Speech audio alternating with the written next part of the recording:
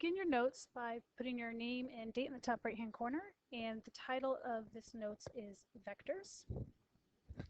Below the title, there are 4 outcomes for these notes. Compute distance and displacement, calculate magnitude and direction, determine a unit vector, write vectors in component form. After you've written your outcomes, about 2 inches in from the left side of the paper, draw a vertical line straight down.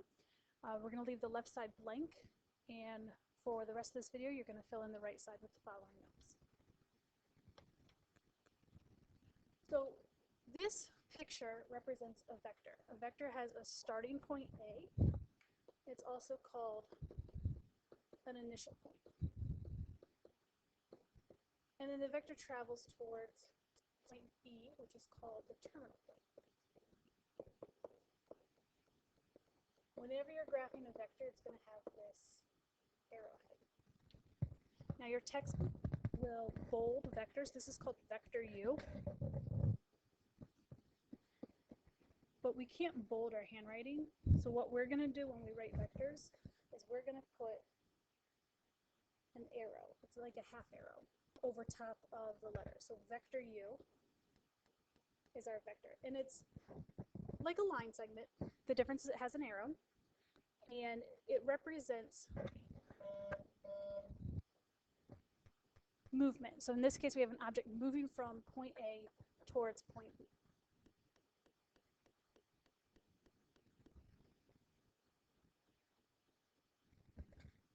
So now suppose we have some object that's going to move along several different vectors. So it's going to start at some point. Remember, that's our initial point.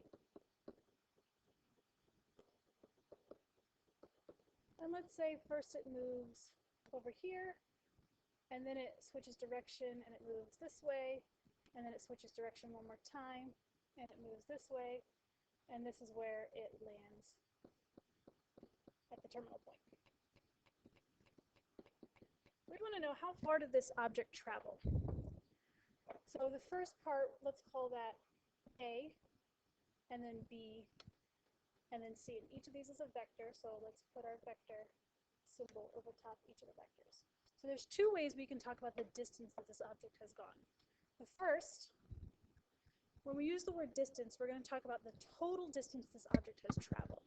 So it's traveled the distance of A plus the distance of B plus the distance of C. The other thing we can talk about is displacement. And displacement is how far the thing has gone from its initial point to its terminal point. If we went straight back, how far apart are the initial point and the terminal point? And that's going to be called displacement.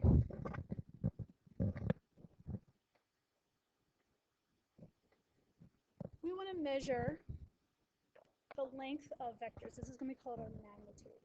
And the magnitude of a single vector is the distance between its initial point and its terminal point. So we have a picture here of vector U. Let's put that vector symbol in. And vector U, notice that it starts at the origin. Unless otherwise noted, whenever we're graphing vectors, we're going to put them at the origin. And it ends at this point AB. So we go A units in the horizontal direction and B units in the vertical direction. That's the terminal point of vector U. Now, you're going to see some notation. Instead of using this ordered pair AB with the parentheses like we were used to seeing, we're going to use these triangular parentheses.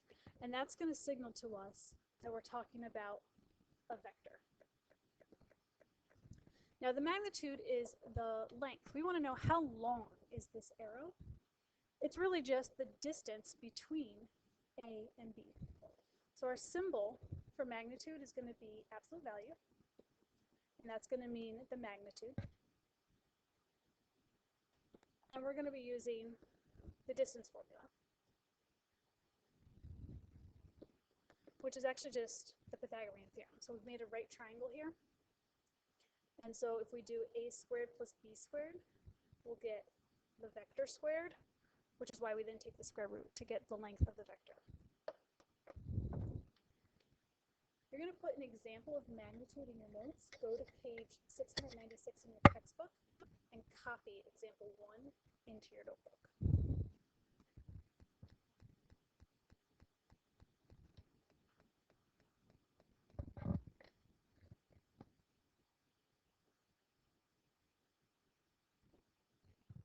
So a vector, in addition to having some sort of length, is going to have a direction. So yes, I might be going 5 units, but what direction am I going? Am I going north, south, east, or west? So we're going to talk about direction in terms of a direction angle. So we see this picture again of vector u. This time, we want to know its direction, that angle theta there. So it's still a right triangle. I'm going to mark this as a vector. It's still a right triangle. All I know are A and B.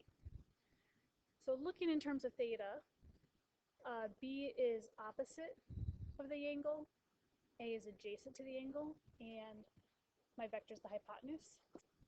So if I know A and I know B, I know the opposite and adjacent. Therefore, I'm going to be using the tangent ratio. So the tangent of the direction angle is going to be the opposite, which is B, over the adjacent, which is A. Go ahead and find on page 696 of your text, example 2, and copy example 2 into your notes.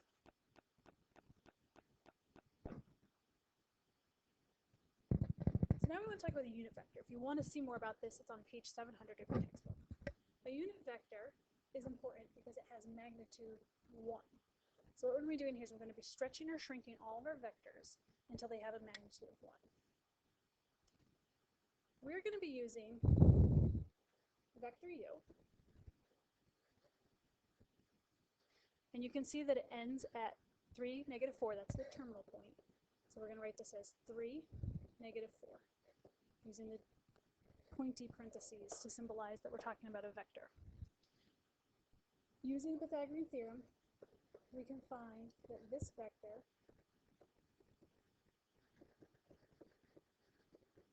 has a magnitude of 5. 3 squared is 9. 16, that gives me 25. And the square root of that is 5. So the magnitude of this vector is 5. So we want to shrink it down so that it has a magnitude of 1. So what we're going to go ahead and do is we're just going to cut it down to 1/5 of its size.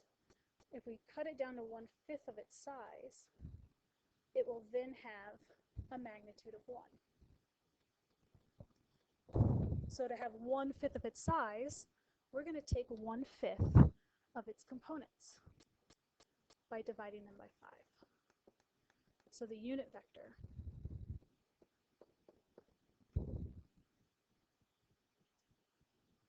is going to be the original vector divided by the magnitude.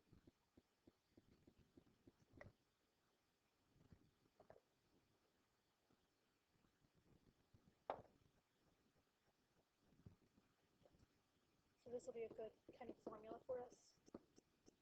Unit vector. So if we have some vector u, and it ends at some point AB, and the unit vector is going to be the original divided by magnitude. Original divided by magnitude.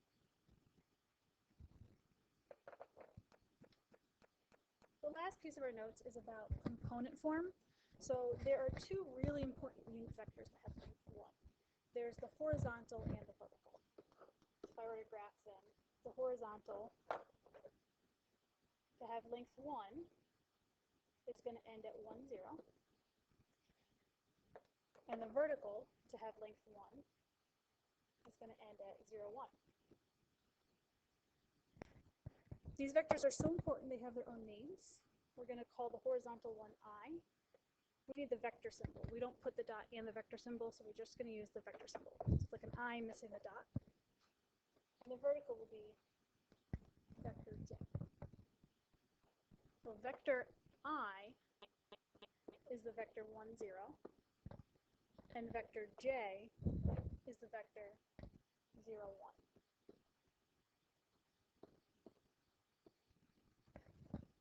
So let's say we have vector 3, negative 4. You're going to be asked to put it into component form. Component form means using i's and j's. So this vector moves 3 units in the I direction. We're going to say 3i. And it moves negative 4 units in the j direction. So we're going to say minus 4j. And that will be a vector in component form.